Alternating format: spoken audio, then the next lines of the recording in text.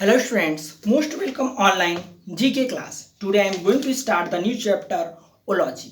Your chapter is your asanas. You read this chapter by itself and try to do all these asanas at your home. आप इस chapter को अपने से पढ़िए और जो भी इंस्ट्रक्शन रिलेटेड टू योर आसन संबंधित जो भी दिशा निर्देश दिए गए हैं उसे घर पे करिए. In this way your body physically and mentally you are fit. इस तरह से आप मानसिक तौर से शारीरिक रूप से फिट रहेंगे. तो आसन आप जीवन में करते रहिए. तो इस चैप्टर को आप अपने आप से रीड करेंगे, अपने आप से अंडरस्टूड करेंगे और घर पे अपने आप से आसन करेंगे.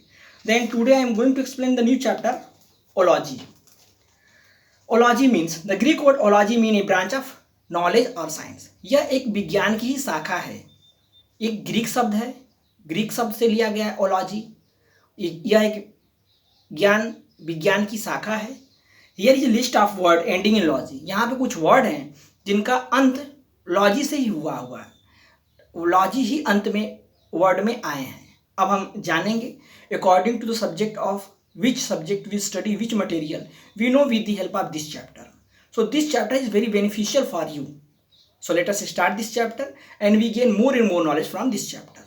So okay, so all the students please start this one. Match the following list and subject they deal with. आपको मैच कराना है, सही सब्जेक्ट को सही सब्जेक्ट से मैच कराना है. साइकोलॉजी मीन्स मनोविज्ञान.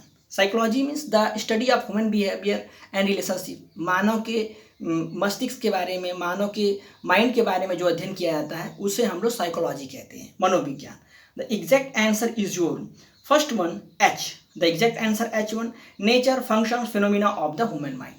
मनुष्य के क्रियाकलापों का, उसके विचारों का, उसके मन मस्तिष्क का अध्ययन करना ही साइकोलॉजी कहलाता है. Then entomology the study of insects. कीट पतंगों का अध्ययन करना ही इटोमोलॉजी कहलाता है. So learn it. Then ecology. Ecology the study of environment. हम अपने पर्यावरण संबंधित जो अध्ययन करते हैं उसे हम लोग इकोलॉजी कहते हैं. The exact answer of your K is your exact answer of your third one, that is your K, relations of plants and animal with one another and with their surrounding. Clear? The next one archaeology. Fourth one, that is your F. Exact answer F. You write the answer F. Ancient culture and period of history. जो पुरानी ऐतिहासिक बातों का अध्ययन करते हैं उसे हम लोग आर्चियोलॉजी कहते हैं. पौराणिक बातों का अध्ययन करते हैं, समय का अध्ययन करते हैं, उसे हम लोग आर्चियोलॉजी कहते हैं. Then dendrology the study of trees. जो हम पेड़ पौधों का अध्ययन करते हैं, झाड़ियों का अध्ययन करते हैं, उसे हम लोग डेंड्रोलॉजी कहते हैं. Then neurology the study of nervous system. तंत्रिका तंत्र के अध्ययन करने वाले सिस्टम को हम न्यूरोलॉजी कहते हैं. Here given the exact answer I. All the answers here given, you take the answer from here and from here you understood the concept. यहाँ पे कॉन्सेप्ट को समझिए और सही कॉन्सेप्ट को सही कॉन्सेप्ट से मैच कराइए. Then metrology. Then metrology answer is your E. Weather and phenomena relation to it. हम अपने मौसम से संबंधित संबंध को अध्ययन करते हैं. हमारे एटमॉस्फेयर से मौसम का क्या संबंध है उनका अध्ययन हम लोग मेट्रोलॉजी के अंतर्गत करते हैं. Then geology.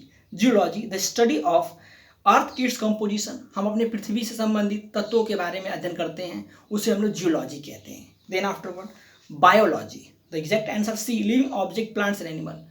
हम लोग पेड़ पौधों के बारे में जो अध्ययन करते हैं उसे हम लोग बायोलॉजी कहते हैं.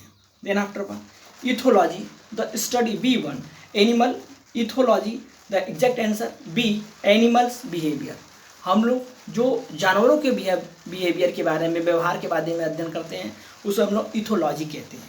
Then afterward ornithology the exact answer G the study of birds. हम लोग पक्षियों के बारे में जो अध्ययन करते हैं उसे हम लोग ऑर्निथोलॉजी कहते हैं. Then ichthyology the study of fish.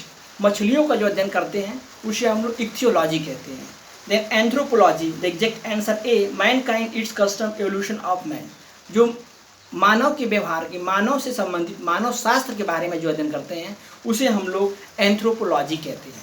So in this way you learn this point by heart. When the next class is coming I will take the test from there. So be ready for the test and one things all of you be ready. Your good news is this. आपका good news ये है कि आपके classes on 1 October classes run करने जा रहे हैं. तो आप लोग अपनी प्लानिंग कर लीजिए. आपको टाइमिंग बता दिया जाएगा और उसी टाइमिंग पे आपको स्कूल आना है। जो ऑनलाइन क्लासेस चल रहे थे ये क्लोज हो जाएंगे, अब ऑफलाइन क्लासेस चलेंगे जिसमें आपकी समस्याओं का निदान डायरेक्ट किया जाएगा। इस तरह से आप अपने गार्जियन से परमिशन ले लीजिए, मास्क ले लीजिए, पूरी सावधानी से आपको स्कूल आना है और स्कूल में क्लासेस आपके 1 अक्टूबर से चलने शुरू कर देंगे। तो आप अपने गार्जियन को इन्फॉर्म कर दीजिए, मास्क ले लीजिए, पूरे प्रिकॉशन के साथ स्कूल में एंट्री करना है। और इस चैप्टर संबंधित जो भी समस्याएं हैं आप मुझे कमेंट बॉक्स में करिए, मुझसे पूछिए, I will give the full support to you. जैसे ही क्लासेस आपके चलेंगे then I will take the revision, I will take the test related to this topics. So be ready for the test, be ready for the all this, you learn all this points by heart. क्योंकि मैं class में पूछूंगा आपसे, जब classes आपके offline चलेंगे तो उसमें आपको कोई बचने के चांसेस नहीं हैं। So be ready for all of you and learn these points and complete this work at your note copy. We will meet next class. Thank you.